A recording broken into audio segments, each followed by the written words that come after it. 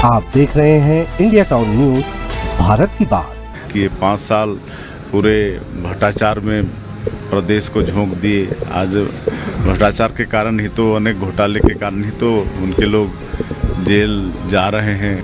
Bharatiya Janata party की सोची समझी रणनीति, मेरे लड़के चैतन्य बघेल जो राजनीति में भी नहीं है और अपने काम धंधे तक के सीमित रहा है, वहां तक के लोग टारगेट किए हैं।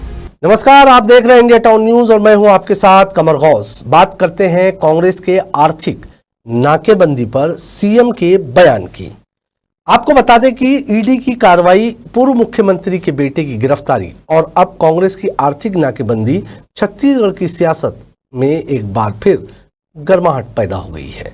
मुख्यमंत्री विष्णुदेव साय ने कांग्रेस की इस नाकेबंदी पर तीखा हमला बोला है। वहीं कांग्रेस का आरोप है कि ये सारी कार्रवाई बीजेपी की राजनीतिक साजिश है। देखिए हमारी ये खास रिपोर्ट। छत्तीसगढ़ की राजनीति एक बार फिर ईडी के दस्तक से गर्मा गई है। शुक्रवार को जब पूर्व मुख्यमंत्री भूपेश बघेल के बेटे चैतन्य बघेल को ईडी ने शराब घोटाले के मामले में गिरफ्तार किया, तब से राज्य की सियासी गलियों में हलचल मची हुई है। कांग्रेस इसे सियासी साजिश बता रही है, तो वहीं मुख्यमंत्री विष्णुदेव साय ने तीखा प्रहार करते हुए कांग्रेस को ही कटघरे में खड़े कर दिया है।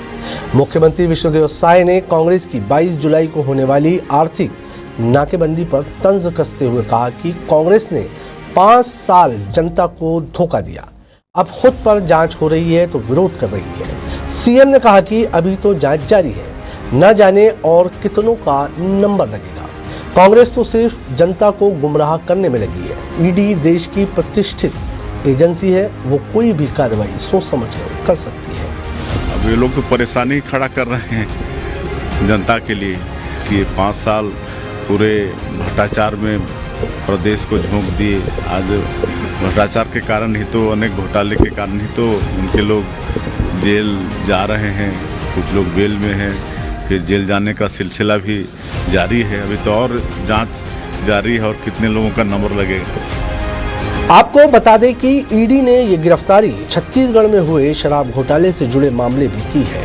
आरोप है कि इस घोटाले में सरकारी अफसरों से लेकर राजनीतिक रसूखदारों की मिलीभगत थी। चैतन्य बघेल को इसी मामले में पूछताछ के बाद गिरफ्तार किया गया। वहीं पूर्व मुख्यमंत्री भूपेश बघेल ने अपने बेटे की गिरफ्तारी को बीजेपी की सोची समझी राजनीतिक साजिश करार दिया।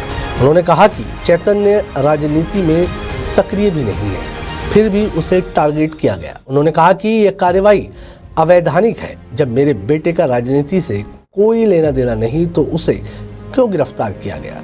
ये सब बीजेपी की रणनीति है। कांग्रेस इसका पुरजोर विरोध करती है। भारतीय जनता पार्टी की सोची समझी रणनीति कि कांग्रेस के नेताओं को, चाहे वो देवेंद्र यादव हो, चाहे हमारे सतनामी समाज के नेतागण हो, सबको एक केस में फंसाया गया। दूसरे में आदिवासियों की आवाज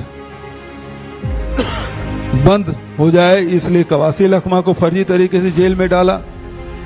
और अब मेरे लड़के चैतन्य बघेल जो राजनीति में भी नहीं है, आप लोग भी इतने दिन से कांग्रेस को कवर कर रहे हैं, लेकिन कभी न प्रदेश के राजनीतिक मंचों में आए, न जिला के मंचों पे आए, न कोई सार्वजनिक मंचों में रहा, अपने खेती किसानी और अपने काम धंधे तक के सीमित रहा है, वहां तक के लोग टारगेट किए हैं। इस मुद्दे पर कांग्रेस ने रविवार को एक आपातकाल बैठक बुलाई, जिसमें सर्वसम्मति से यह निर्णय लिया गया कि 22 जुलाई को प्रदेश व्यापी आर्थिक नाकेबंदी की जाएगी। इसका उद्देश्य है ईडी की कार्रवाई और सरकार के खिलाफ विरोध जताना। कांग्रेस का कहना है कि हम लोकतांत्रिक तरीके से विरोध करेंगे, ये तानाशाही नहीं चलेगी।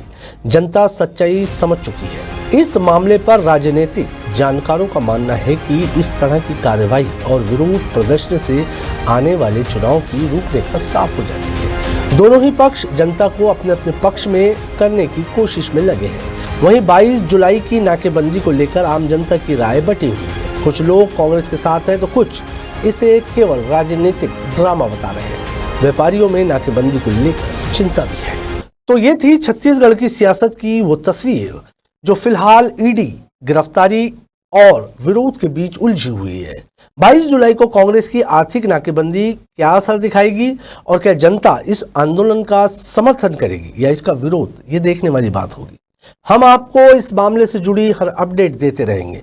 फिलहाल मुझे दीजिए इजाजत और आप देखते रहिए इंडिया टाउन न्यूज, भारत की बात। नमस्कार।